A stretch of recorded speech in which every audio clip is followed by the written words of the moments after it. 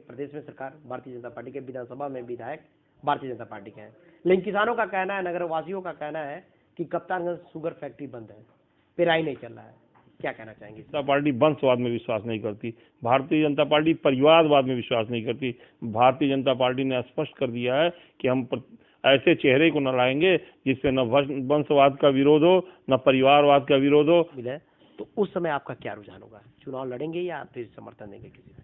देखिए, हम भारतीय जनता पार्टी के सच्चे कार्यकर्ता हैं, हम कभी बगावत की बात सोच ही नहीं सकते। जो भी पत्रकार हैं वो कहते हैं कि सम्मान नहीं होता है, पत्रकारों का सम्मान नहीं होता है। सम्मान का कहने का मतलब ये है कि उनके लिए कोई उच्चतम व्यवस्थाएं नहीं है, बैठने के लिए प्रेस क्लब नहीं है।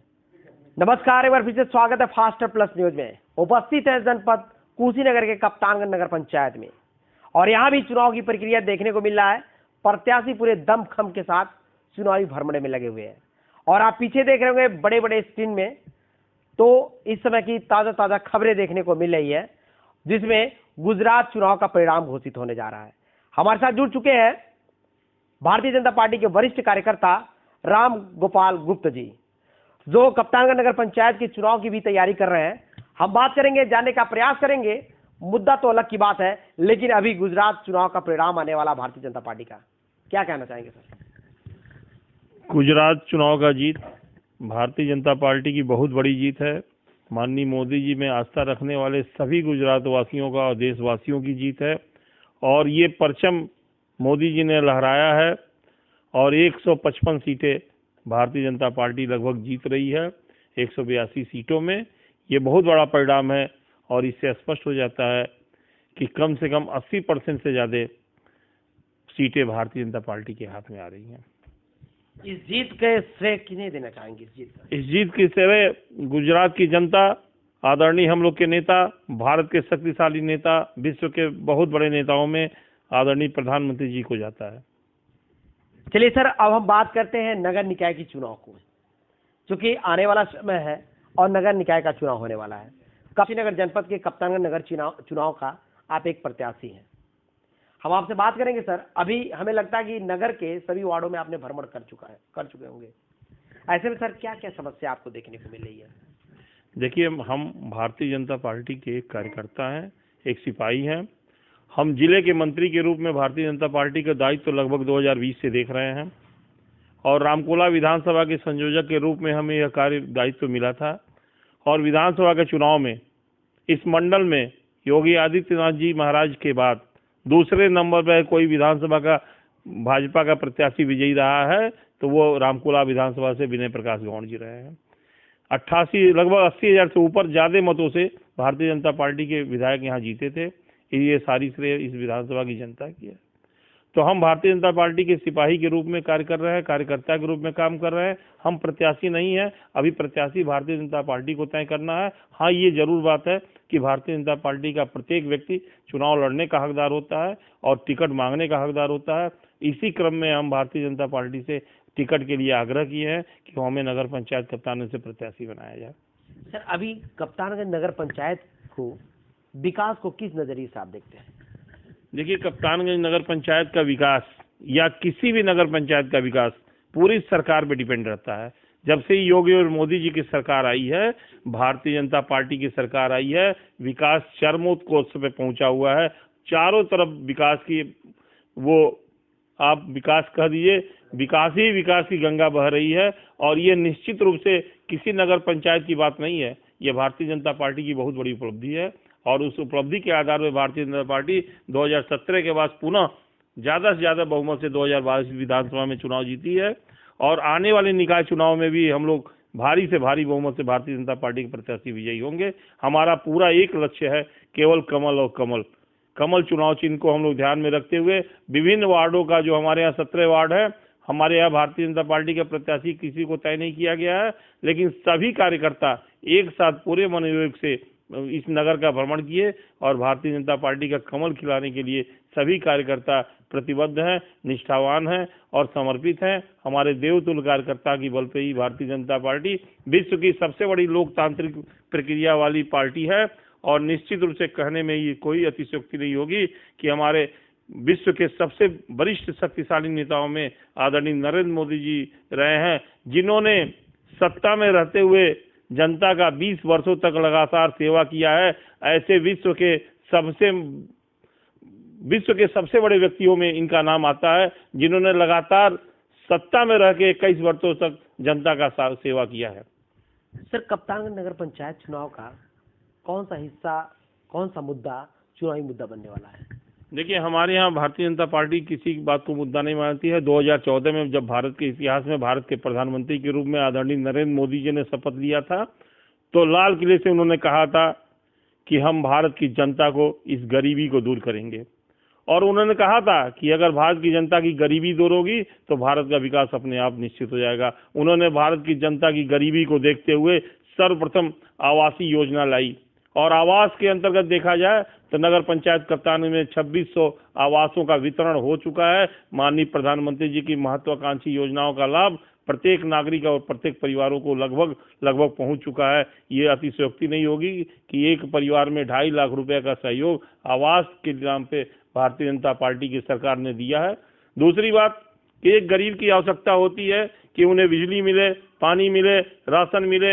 ये सारी व्यवस्थाओं का प्रबंध भारतीय जनता पार्टी ने निश्चित रूप से बहुत ही सकारात्मक तरीके से प्रत्येक व्यक्ति, प्रत्येक परिवार में किया है। भारतीय जनता पार्टी कोई भेद नहीं करती, विभेद नहीं करती, जाति की राजनीति नहीं करती। उसका एक ही मकसद है कि हम अगर कोई भी स्कीम ले आए तो वो सारी जनता को पहुंचे।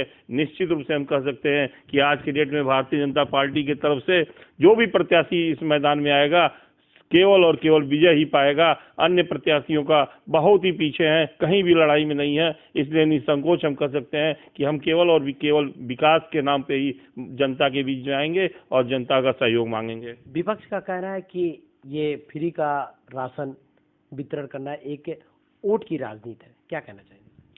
इस संबंध में हम स्पष्ट कर दें कि जब कोरोना काल आया था तो देश की बहुत बड़ी, विदेशों की जितनी भी देश थे, उस देशों में अर्थव्यवस्था गड़बड़ हो गई थी।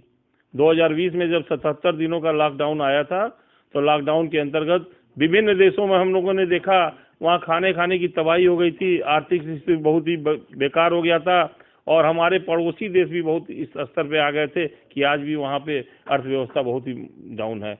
लेकिन भारत के यशस्वी और मजबूत प्रधानमंत्री ने ऐसी व्यवस्था बनाई कि उस कोरोना काल में भी भारत की अर्थव्यवस्था मजबूत रही, और लोगों को उन्होंने सोचा कि 77 दिनों तक जो व्यक्ति डेली कमाता और डेली खाता है, अगर 77 दिनों तक उनको घर में बैठा दिया जाए तो उनके लिए भोजन की व्यवस्था का क्या होगा। इन्होंने सोचा और राशन कार्ड की व्यवस्था करके राशन भिजवाया, और फ्री राशन भिजवाते हुए उन्होंने सोचा एक गरीब व्यक्ति भूखे न सोए। इस बात की चिंता माननीय योगी जी और प्रधानमंत्री मोदी जी ने किया। निश्चित रूप से यह राशन उन गरीबों के लिए उपलब्धि है जिनकी गरीबी आज भारत के प्रधानमंत्री ने देखी है। सर, बात करेंगे कप्तानगंज नगर पंचायत की एक समस्याओं को लेकर, क्योंकि केंद्र में सरकार भारतीय जनता पार्टी की, प्रदेश में सरकार भारतीय जनता पार्टी के, विधानसभा में विधायक भारतीय जनता पार्टी के हैं। लेकिन किसानों का कहना है, नगर वासियों का कहना है कि कप्तानगंज शुगर फैक्ट्री बंद है, पेराई नहीं चल रहा है। क्या कहना चाहेंगे इस संदर्भ में? देखिए, बहुत दुर्भाग्यपूर्ण स्थिति है और इस स्थिति का सामना हम लोग कर रहे हैं। भारतीय जनता पार्टी का प्रत्येक कार्यकर्ता और प्रत्येक नेता इस बात से दुखी है कि यहाँ का शुगर मिल इस बार चल नहीं पाया।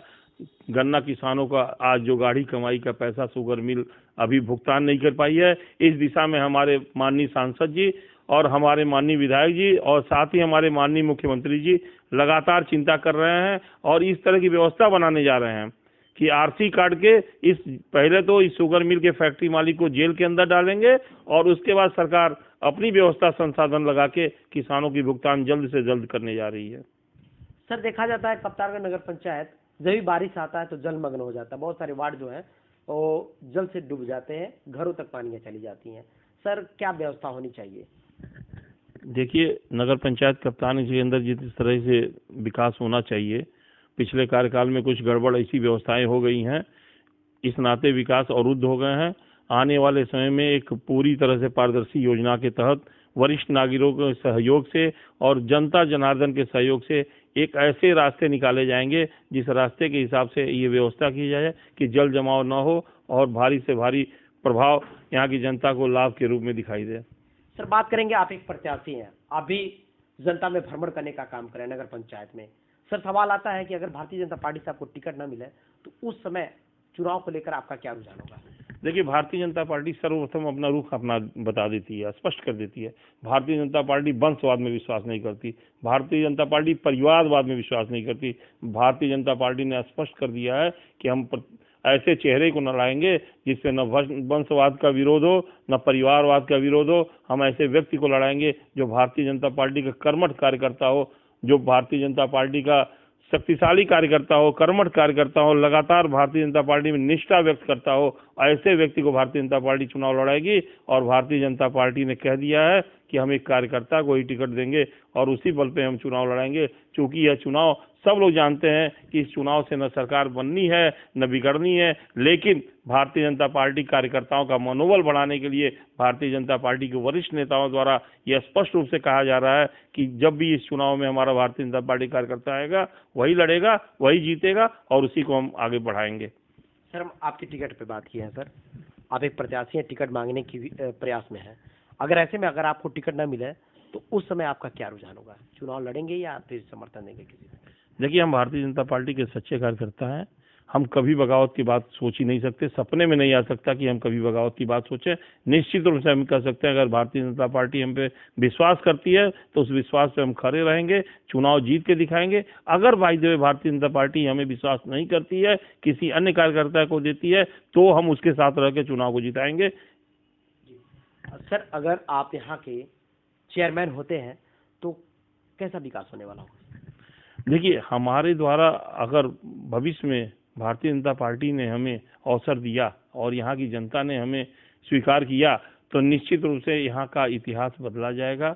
और यह इतिहास इस बात का बदला जाएगा कि एक यहाँ के नागरिकों का एक संगोष्ठी करके उनके मार्गदर्शन में आने वाले समय के 5 साल के कार्यकालों को उनके सहयोग से पूरा किया जाएगा। और उनके मार्गदर्शन से हम जब पूरा करेंगे तो निश्चित रूप से उनके आशीर्वाद से यहाँ की जनता विकसित होगी, विकासशील हमारा नगर पंचायत होगा और सारी समस्याओं का समाधान उनके मार्गदर्शन में हम करते रहेंगे। सर, एक शिकायत है कि कप्तानगंज नगर पंचायत की जो भी पत्रकार हैं वो कहते हैं कि सम्मान नहीं होता है, पत्रकारों का सम्मान नहीं होता है। सम्मान का कहने का मतलब ये है कि उनके लिए कोई उच्चतम व्यवस्थाएं नहीं है, बैठने के लिए प्रेस क्लब नहीं है।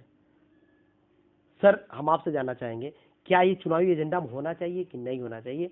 पत्रकारों के लिए बैठने के लिए कोई स्थान होना चाहिए कि नहीं होना चाहिए कप्तानगंज नगर पंचायत? देखिए, भारतीय जनता पार्टी की सोच रही है, इसी सोच के अंतर्गत आप देखे होंगे प्रत्येक गांव में सचिवालय बनाया गया है, कंप्यूटराइज कक्ष बनाए जा रहे हैं।